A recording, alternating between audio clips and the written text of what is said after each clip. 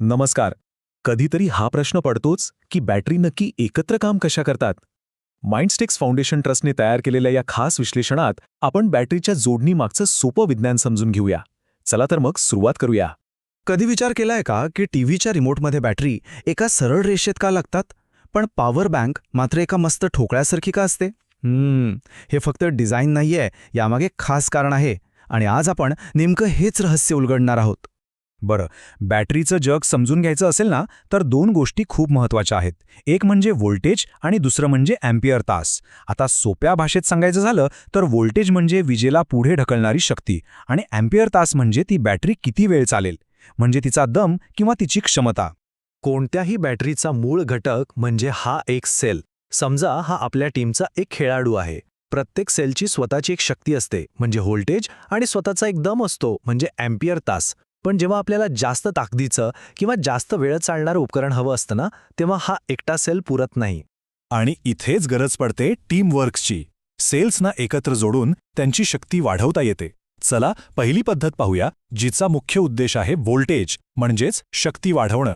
पण विचार करा, एखाद्या उपकरणाला जास्त शक्तीची म्हणजे जास्त व्होल्टेजची गरज असेल तर एकटा सेल ही गरज कशी पूर्ण करणार? मग अशा वेळी काय करायचं? यावरचा उपाय आहे सिरीज कनेक्शन. यात काय करतात तर एका सेलचं धनटोक दुसऱ्या सेलच्या ऋणटोकाला जोडतात, अगदी एका साखळीसारखं. या रचनेमुळे काय होतं तर एक मोठी आणि शक्तिशाली टीम तयार होते. सिरीज कनेक्शनमध्ये ना व्होल्टेजची सरळ सरळ बेरीज होते.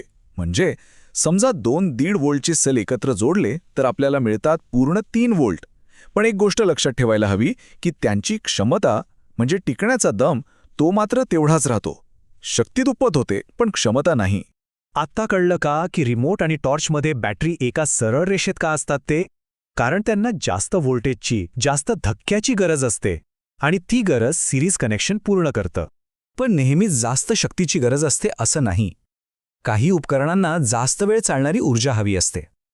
मग त्यासाठी कोणती पद्धत वापरली जात असेल? चला तेही पाहूया. उदाहरणार्थ आपला पॉवर बँक किंवा घरातला इन्व्हर्टर. इथे जास्त शक्तीपेक्षा जास्त वेळ बॅकअप देणं जास्त महत्त्वाचं आहे, बरोबर? मग अशा उपकरणांमध्ये बॅटरीची जोडणी कशी केली जात असेल? त्यासाठी वापरतात पॅरलल कनेक्शन. इथे काय करतात तर सगळ्या सेल्सना शेजारी शेजारी ठेवतात आणि त्यांची सगळी धनटोकं एकत्र आणि सगळी ऋणटोकं एकत्र जोडतात. म्हणजे ते एकामागे एक उभे न राहता खांद्याला खांदा लावून काम करतात.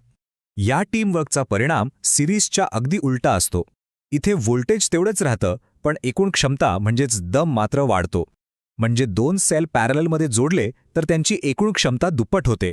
ते जास्त उंच झेप घेत नाहीत, पण जास्त वेळ धावू शकतात. आता हा तक्ता पाहिला की दोन्हीतला फरक एकदम स्पष्ट होतो. सिरीज कनेक्शन म्हणजे व्होल्टेज वाढवायचं आणि पॅरलल कनेक्शन म्हणजे क्षमता वाढवायची. आपल्या गरजेनुसार कोणती जोडणी वापरायची हे ठरतं. पण समजा आपल्याला शक्ती आणि क्षमता दोन्ही वाढवायचं असेल तर, म्हणजे व्होल्टेज पण जास्त हवंय आणि बॅकअप पण जास्त हवंय, मग काय? त्यासाठी एक तिसरा हायब्रिड उपाय आहे. याला म्हणतात सिरीज पॅरलल कनेक्शन. हे जरा मजेशीर आहे.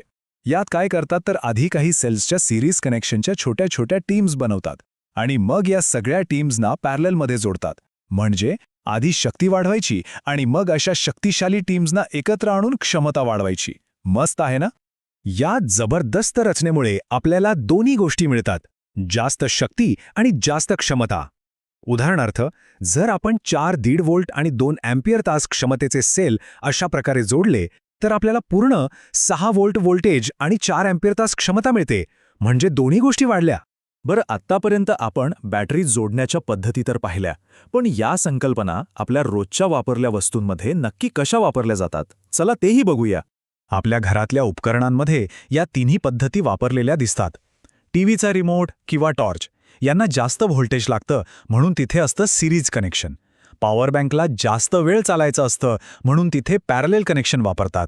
आणि लॅपटॉप किंवा इलेक्ट्रिक गाड्या ज्यांना शक्ती आणि क्षमता दोन्ही हवं असतं तिथे सिरीज पॅरलल कनेक्शनचा वापर होतो. तर आता आपल्याला बॅटरी मागची ही रणनीती कळली आहे.